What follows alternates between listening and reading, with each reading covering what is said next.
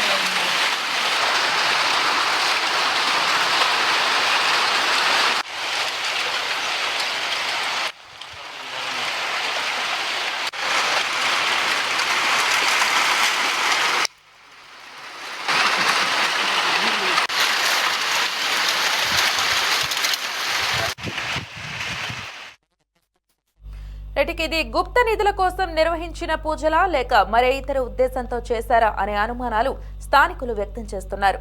ప్రతి అమావాస్య, ఆదివారం అర్ధరాత్రి సమయంలో ఇలాంటి పూజలు జరుగుతున్నాయని స్థానికులు ఆరోపిస్తున్నారు. ఈ ఘటనపై సమగ్ర విచారణ జరిపి వాస్తవాలను వెలికితీయాలని, గ్రామంలో పోలీసు గస్తీని పెంచి ప్రజలకు భరోసా కల్పించాలని గ్రామస్తులు అధికారులను కోరుతున్నారు. ఈ అంశానికి సంబంధించి మరింత సమాచారం నెల్లూరు నుంచి మా కరెస్పాండెంట్ బాలరాజు అందిస్తారు. బాలరాజు, చెప్పండి, ఈ అంశానికి సంబంధించి అప్డేట్స్ ఏమున్నాయి? మహిళ సర్వేపల్లి నియోజకవర్గంలోని వెంకటాచలం మండలం ఎగువమిట్ట గ్రామ శివార్లు భయాందోళన కేంద్రాలుగా నెలకొన్నాయి. ఇక్కడి అటవీ ప్రాంతం క్షుద్ర పూజలకు కేర్ ఆఫ్ అడ్రస్ గా మారిందనే వాదనలు బలంగా వినిపిస్తున్నాయి. ఇక నేడు వెలుగులోకి వచ్చిన క్షుద్ర పూజలు కానీ చూసినట్లయితే వెంకటాచలం మండలం ఎగువమిట్ట గ్రామ శివార్లలోని అటవీ ప్రాంతంలో ఎవరో గుర్తు తెలియని వ్యక్తులు ఆదివారం అర్ధరాత్రి సమయంలో భయంకర ఆకృతిలో మహిళ బొమ్మను, అలానే ఒక వృత్తాన్ని గీసి దానికి మూడు వైపులా త్రిశూలాలను గీసి వాటి మధ్యలో హిందూ ధర్మ బీజాక్షరాలను రాసి ఉన్నారు. ఇక భయంకర ఆకృతిలో ఉన్నటువంటి మహిళ బొమ్మ చుట్టూ టెంకాయలు కొట్టి బీజాక్షర వృత్తానికి సమీపంలో నల్ల కోడిని బలి ఇచ్చి పసుపు కుంకుమలతో రహస్యంగా పెద్ద ఎత్తున క్షుద్ర పూజలు నిర్వహించినట్లుగా తెలుస్తుంది. ఇక ఉదయాన్నే అటవీ ప్రాంతం వైపు వెళ్లిన సమయంలో గ్రామస్తులకు ఈ భయానిక దృశ్యాలు కనిపించడంతో ఈ విషయం వెలుగులోకి వచ్చింది. పూజా స్థలంలో రక్తం చిందించిన కోడి, నిమ్మకాయలు, పసుపు కుంకుమలతో పాటు వింత బొమ్మలు పెట్టి వాటికి టెంకాయలు కొట్టిన ఆనవాళ్లు స్థానిక ప్రజలను బబ్బెలెత్తిస్తున్నాయి. అయితే ఇక్కడ విచారించదగ్గ విషయం ఏంటంటే ఇది ఒకరోజు జరిగేది కాదు. ప్రతి అమావాస్య, ప్రతి ఆదివారం, ప్రతి ఏదైతే ఈ క్షుద్ర పూజలకు అనువైన వేళలు ఉంటాయో ఆ వేళలన్నింటిలో కూడా నిరంతరాయంగా కూడా ఇక్కడ పూజలు జరుగుతున్నాయంటూ స్థానికులు అపోదివ్వమంటున్నారు. ఇక్కడ స్థానికులు తీవ్ర ఆవేదన వ్యక్తం చేస్తున్నారు. రాత్రిపూట ఈ అటవీ ప్రాంతంలో వింత శబ్దాలు రావడం, అపరిచిత వ్యక్తుల సంచారం పెరగడంతో ప్రాణాలు గుప్పెట్లో పెట్టుకుని బతుకుతున్నామంటూ కూడా వారు ఆవేదన వ్యక్తం చేస్తున్నారు. ఇది లేక ఎవరికైనా కీడు తలపెట్టడానికి అని భయపడుతున్నారు.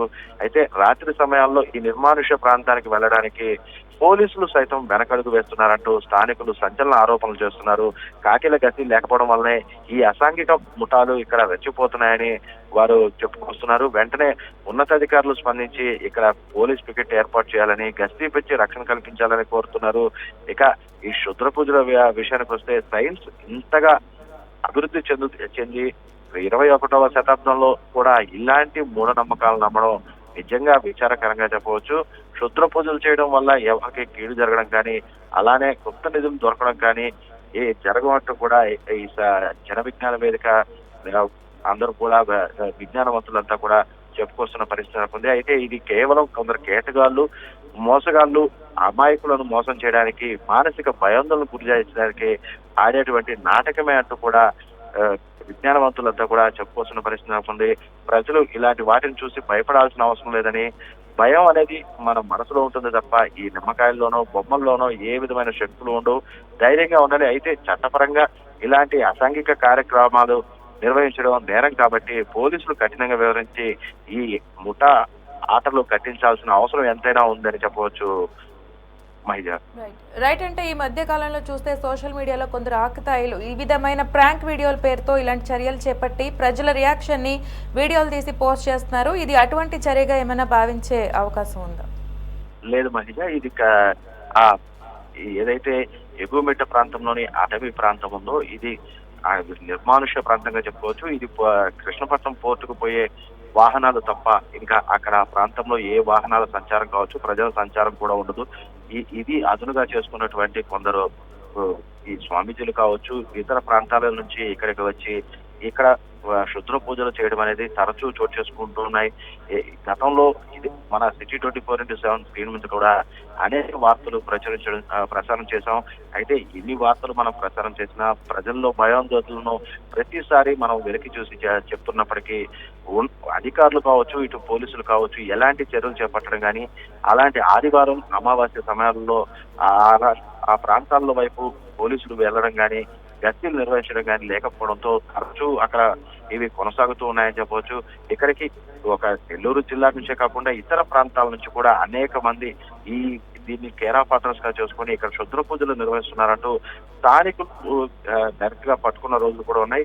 అయితే ఎన్ని జరుగుతున్నా పోలీసులు కావచ్చు, అటు అధికారులు కావచ్చు ఎవరు కూడా దీనిపై చర్యలు చేపట్టి అక్కడ ఆయా ప్రాంతంలో ప్రత్యేక గస్తీ ఏర్పాటు చేస్తే తప్ప ఈ క్షుద్ర పూజలు అనేది ఆగే పరిస్థితి లేదు. అయితే ప్రజలు మాత్రం బిక్కుబిక్కుమంటూ ఆ క్షుద్ర పూజలను భయంతో బతకాల్సిన పరిస్థితి నెలకొని ఉందని చెప్పవచ్చు.